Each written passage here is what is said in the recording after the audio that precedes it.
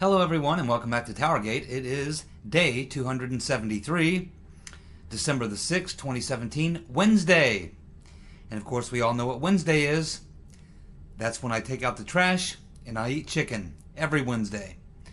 Thank you so much for tuning in. Many news stories to get to today, so let's go ahead and tick them off. Very first question I have of the day is, did Mueller attempt to set up President Trump? The reason I asked this question is one of the very first things I heard this morning as I got in my car and headed to work and flipped on the radio. I heard that Mueller, and this was a leak, of course, purposely leaked from the Mueller investigation, that Mueller is going to be looking into Donald Trump's business information by requesting transactions, bank transactions between Trump, members of his family, and Deutsche Bank. Now, why would Mueller say that? Well, if you remember, back several months ago, Trump was asked if there was a red line for him in the Mueller investigation. And he said, yeah. He said, you know, if he starts getting into personal things, things that don't have anything to do with Russia or the election or anything like that, that would be my red line. So what Mueller did this morning was he leaked the idea that he was going to cross Trump's red line. Now, why would he do that? Well, again, let's go back to Watergate. What really forced Nixon to resign was the pressure that was brought on him by Republican leaders who came to him at some point and said, Mr. President, you know, you could probably ride this thing out, but your presidency will be in a state of, it'll be paralyzed. You won't be able to do anything. We can't do anything in the Congress. The country is up in arms. It's dominating the news cycle. It's a huge distraction, and maybe it would be better if you just step down. And this is the game that Mueller's trying to play. He's trying to provoke Trump so that Trump will fire him, which is what Nixon did. Nixon fired the special prosecutor, Archibald Cox. It was known as the Midnight Massacre, and that really set into motion a whole lot of things where the media went crazy, and it really ramped up everything 1,000 times. And that's what Mueller is hoping for now, because he knows he has nothing. So he's hoping to get Trump to fire him so that then the media can go full-scale crazy, and it will be round the clock being reported all the time. Well, Trump is a dictator. He's a type of guy who would fire the prosecutor. What's he afraid of? He fired Comey, now he fires the prosecutor. And this would all be ramped up and played over and over and over nonstop to try to create chaos and dissension, to try to get the country into turmoil, to try to create a bunch of chaos, and then to try to continue pushing it and pushing it and pushing it till at some point it becomes almost impossible for him to govern and impossible for his party to govern in the Congress, pass any laws or do anything else, to basically paralyze the country over this particular controversy, which was all it would be controversy. This, I think, is why Mueller leaked that this morning. Because why would Mueller leak that? If he was going to get Trump's bank records from Deutsche Bank, he would have done that, and he wouldn't need to leak that out to the media. Trump would certainly know. I mean, he would be, if the government subpoenas your bank records, you are, I believe, obligated by law. They have to advise you that, you know, that someone has, some government entity has been able to get whatever permission they needed from the courts or whatever to go into your bank records. So you would be notified of that. So if, in fact, they were going to go into Trump's bank records with Deutsche Bank or any other bank for that matter, or into his financial personal affairs, Trump would know about that. There was no need for Mueller to leak this other than to just to get it out there for the media, or to maybe catch Trump when he's, you know, tweeting, and have Trump do something, you know, sort of off-the-cuff reaction and suggest he's going to fire Mueller, or maybe he would even, you know, make a move to try to do that, or suggest he would do that. Any of those things could set these things into motion. So I think that was the play that Mueller had this morning, was to see if he could set Trump up and get Trump to fire him. Maybe Mueller would like to be fired. His reputation is certainly no better since he took on this job. He hasn't been able to really get anybody. He's gotten a few people on minor technicalities and process crimes, and they could very likely be overturned. So just an interesting thing that crossed my mind this morning when I heard that on the radio, and I thought, why would they leak that? Obviously it's a leak. Why would they leak that? And that's the first thing that popped into my mind, is to try to make this kind of a play. So as you can see, there is not a single avenue that they're not going down, that they're not trying, no trick that they're not trying to try to take down the president. It's pretty obvious.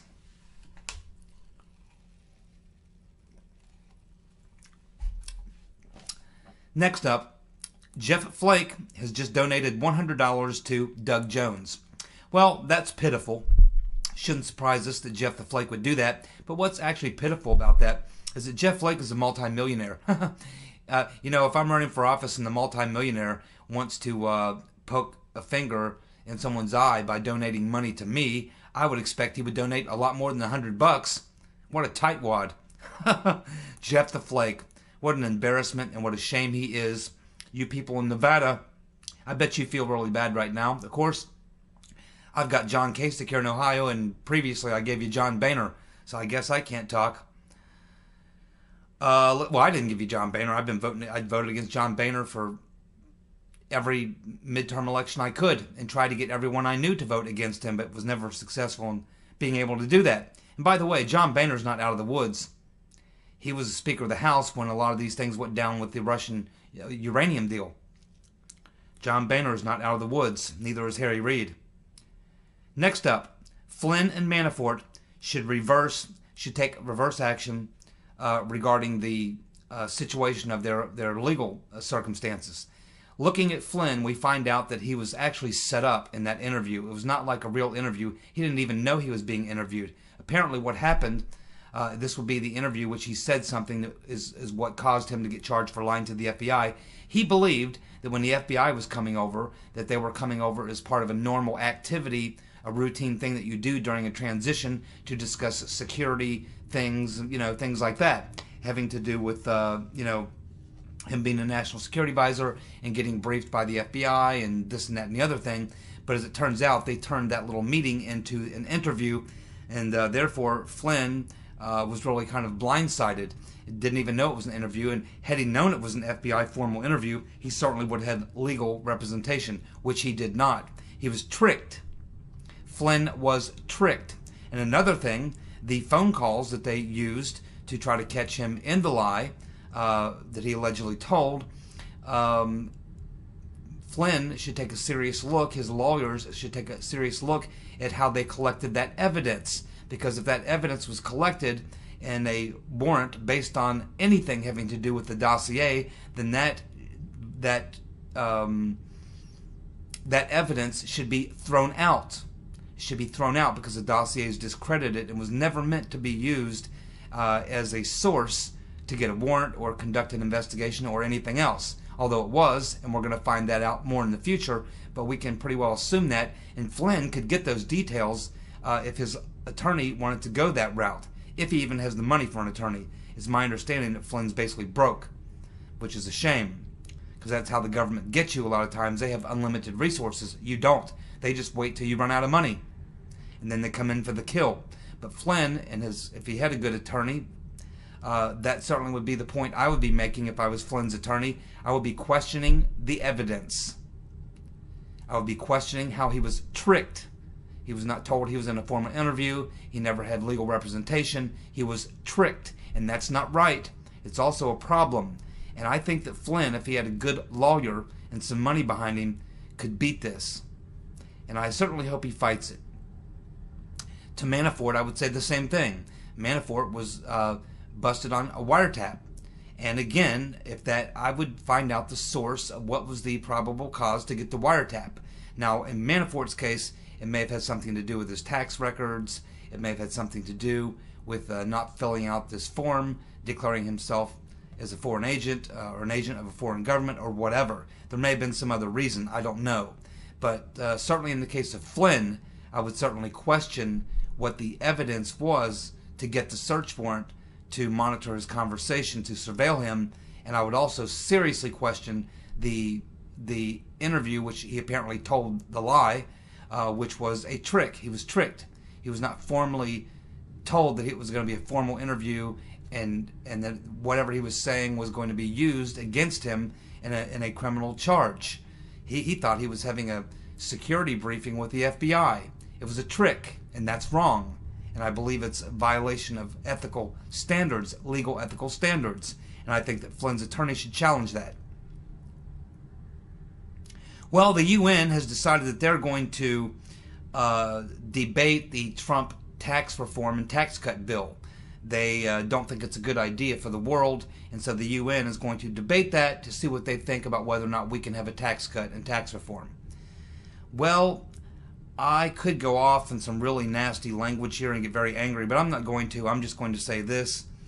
First of all, let's not forget, by the way, they're also saying that we're violating World Trade Organization policy. Fantastic. That's all the reason Trump needs to get us out of the WTO. We don't need to be in the WTO. And who was it that got us into the WTO? That would be the crooked, peckered, rapist husband of the rotten Reverend Clinton, who spent $1.2 trillion, or however many dollars it was, and lost the election. That's who it was. Slick Willie gave us admission into the WTO, and that's another good reason to get out. But how about the arrogance of the EU debating whether or not Americans can have tax cuts and tax reform? They just don't want to see us far more competitive in taking away their business. They want us all to have high taxes like them and be uncompetitive like them and watch our countries destroyed just the same way their countries are being destroyed with mass migration and illegal immigration, insane immigration policies. They don't want us to build a wall. They don't want us to have tax cuts. They don't want us to be independent. They don't want us to be self-reliant. They don't want us to be strong. They don't want us to succeed. That's what it boils down to. Screw the EU and the Trojan horse they rode in on. Done with those people.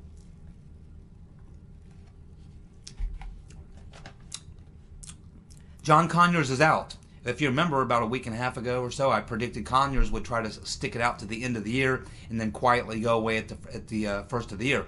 But apparently the pressure has been too great to bear, and I understand he's got some health issues as well. So anyway, John Conyers announced this morning that he is out. He is done, and he wants to appoint his son as his successor. Now this is interesting. See how his son, now he's got two sons. I guess he's got John Jr. and John III. John III being the youngest, and that's the one he wants to take his seat. Well, John III, John Conyers III, is a failed rap artist. He made an attempt at a rap artist career, but has failed pretty much at that. That hasn't worked out. But also, John Conyers III has bragged that his friends are drug dealers and his dad is a player. Also, Mrs. Conyers, John Conyers' wife and John Conyers III's mother, was a former Detroit councilwoman. She, of course, her name is Monica Conyers. She was sentenced to 3 years for taking bribes. And, of course, his older brother, John Jr., was forced to repay the U.S. Treasury for making use of a taxpayer-funded Cadillac Escalade. So, as you can see, corruption and stupidity runs in the family. It sure does. And look at Detroit over John Conyers' tenure. He's been there through all the years. When John Conyers took over, Detroit was Motor City. It was a thriving city, a thriving town. And now it's a mess. Thank you, John Conyers. People of Detroit, you deserve him because you voted that son of a bitch in for 40 some odd years. You deserve what you get, and I'm sorry for those folks up in Detroit that didn't vote for him, that are suffering the ill effects of his long tenure. God willing, you will not get a John Conyers the second, the third, the fourth, or anything else. Why don't you people in Detroit elect an honest, conservative individual and try something different? Maybe you'll get a different result. There's now a growing number of members of Congress coming out of the Freedom Caucus especially, that are calling for the release of the texts of Peter BenStrokin, who we talked about yesterday, Peter BenStrokin, and his girlfriend's text messages.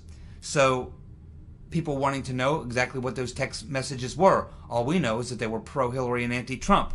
But there could be a lot more, and we need to hear those. Congress is going to hear those texts. They've already requested them, so they are going to get access to the text messages that went back and forth between Peter BenStrokin and his girlfriend, who was, of course, Andrew McCabe, the Assistant FBI Director's legal assistant. So they are going to get to hear those text messages, and we should get to read them as well. It's very important. They should be a matter of public record. And I can assure you that Judicial Watch probably has already filed the FOIA request, and I'm sure they'll get it. It may take a few months, but eventually we will get those transcripts of the text messages between Peter BenStrokin and his little girlfriend over there in McCabe's office, and we'll find out exactly what they said. But I can assure you it's going to be a lot more inflammatory than what we've been led to believe, or it would have come out by now. Let's keep watching. Trump travel ban was upheld by the Supreme Court, 7-2. 7-2, that's not that close, which means a couple liberals even sided with Trump on the travel ban. Now, it can go back to the Fifth Circuit, and they could kick it back to the Supreme Court. And that would take about a year and a half, and then it would eventually become, the Supreme Court would eventually rule on it again, and it would become the law of the land. And at that point, you would really not be able to challenge it anymore through the courts. I doubt that that's going to happen. Maybe it will. We'll see. But I think the left understands the downside to that. If they want to push it all the way, it could have negative repercussions for some Democratic president somewhere down the road. So I think that it's going to stick this time for good. I don't expect the Fifth Circuit to come back on it, but we'll have to watch and see. But at this time, it's a 7-2 win for the president. He's winning again. Yes, Mueller is definitely going for the obstruction charge, which is kind of funny because, when you think about obstruction and all that we're learning about with Peter BenStrokin and what we knew about Comey before that, what we know about McCabe, what we know about the email investigation, what we know about the Clinton Foundation that they overlooked, the Uranium One, all these other things, what we learned about the election, the dossier, using that dossier as a source for intelligence work, looking into Trump and all these other things. It's hard to believe that they could say that with a straight face, to even talk about Trump and obstruction, when in fact the massive obstruction of justice that has gone on at the FBI since, going back to at least, it's gone back a long ways with many things, but in regards to the election and Trump and everything, how they could say that with a straight look on their face, to talk about Trump and obstruction when the FBI is undoubtedly completely corrupted, and the obstruction that went on there is just unbelievable, and it's going to continue. More and more will seep out, drip, drip, drip, Mara, drip, drip, drip, and eventually we'll understand pretty much the whole picture, or the biggest part of the picture, and the massive amount of corruption that was going on and still is going on at the FBI. Chris Wray, what are you doing? Christopher No Shit Sherlock Ray, what are you doing? Well, we know what he's going to be doing Thursday. He's going to be testifying in front of the House Judiciary Committee.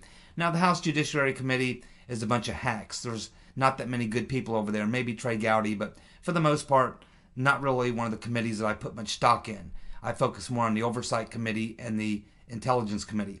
But anyway, Chris Wray is going to be answering some questions, probably about the dossier, probably about some of these things we're learning about now with the email investigation, the Trump-Russia investigation, and this man who now seems to have had a major role to play in all of it. The man being, of course, Peter BenStrokin. So we're going to find out what Peter BenStrokin, what Christopher Wray thinks of him, and what he thinks about the way that Mueller handled that situation, and what Christopher Wray is doing about all of this. It's time for him to act. He needs to clean house of the upper management at the FBI. Christopher Wray didn't create the problem, but he's taken over that, and now he owns it, and he needs to start fixing it. McCabe should have been gone on day one, but I expect that we're going to hear hopefully some tough questions of Christopher No Shit Sherlock Ray, and hopefully we'll get to hear Christopher Wray for the first time really tell us what in the world he's doing. He knows that the FBI has become horribly politicized. He knows that. but he's failed to act. He's kind of like Sessions. You got to wonder what's holding these guys back from doing the right thing. Hopefully we'll get some insight into that, into these hearings on Thursday.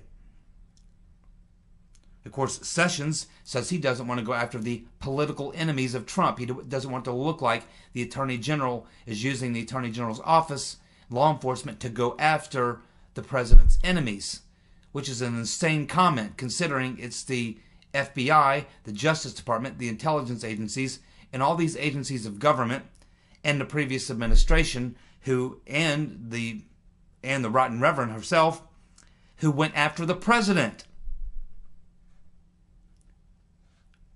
on a political witch hunt. So Sessions doesn't mind watching the president going through a political assassination from his political enemies, but Sessions doesn't want to be viewed as being going after Trump's political enemies. It just doesn't make any sense. It really doesn't.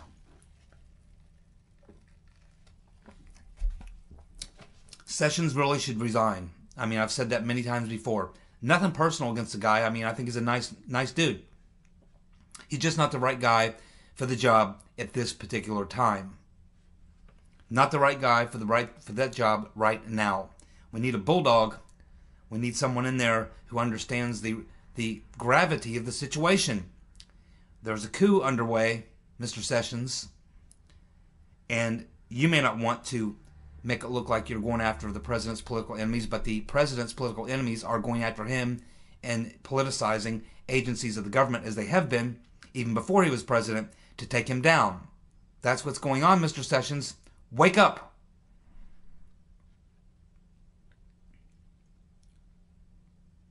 Well, the New York Times has outed Hillary. New York Times, again, I told you a couple weeks ago that the media will start turning on Hillary, and here's just another example of it. The Rotten Reverend Clinton has been outed by the New York Times. They did an article, I believe this appeared Saturday or Sunday, where they interviewed two prominent women in the media who told the New York Times that they personally warned the Rotten Reverend Clinton's campaign that Weinstein was a known sexual assaulter. Lena Dunham told Christine Schack, that's that crazy lady that whenever you see her being interviewed, always has got a huge smile on her face. Constantly, the whole time. No matter how bad the news, no matter how bad she's getting grilled, she keeps this huge smile on her face. She looks crazy. She looks like a nut. But it was her that was told by Lena Dunham that Weinstein was a rapist. At which point, Schlacky said that she would report that to Robbie Mook. Robbie Mook was asked about it and said he didn't get the call. He didn't hear about it. No one told him. Also, we learned that Tina Brown advised the Rotten Reverend Clinton of the fact that Weinstein was a pervert, a rapist, and he was going to be going down, and that you don't want to be anywhere near him, you don't want to be anywhere around him. But that didn't stop the Rotten Reverend Clinton and Slick Willie. In fact, 2 days after she lost the presidential election, they had dinner with Harvey Weinstein, and were discussing Weinstein making a movie about her presidential run. So the Rotten Reverend Clinton and her pervert rapist husband know all about Mr. Weinstein. After all, we've been through this, my friends. All of Hillary's friends are freaks. Her top assistant, Huma Abedin, her husband's in jail right now for his antics. Her own husband, everyone around her, the Podestas, I mean, they're all a bunch of perverts. How she could not know is ridiculous. She knows all about these people. Trust me. Florida Congressman Matt Gaetz, Florida Congressman, good man. He, along with 7 other members of the Freedom Caucus, will hold a press conference calling for the investigation of the FBI's handling of the Clinton email investigation. I guess so. Because Peter you know who I'm talking about, good old Peter.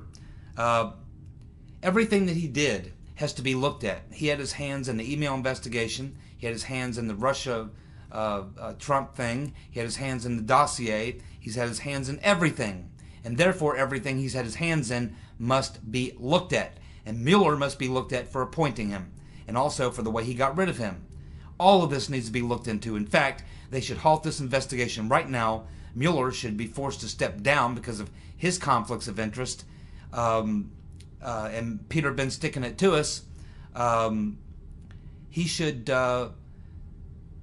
certainly be, obviously he's been demoted, sent to a lower position at the FBI, but he's obviously needs to be dragged in front of Congress, and he will be, of course.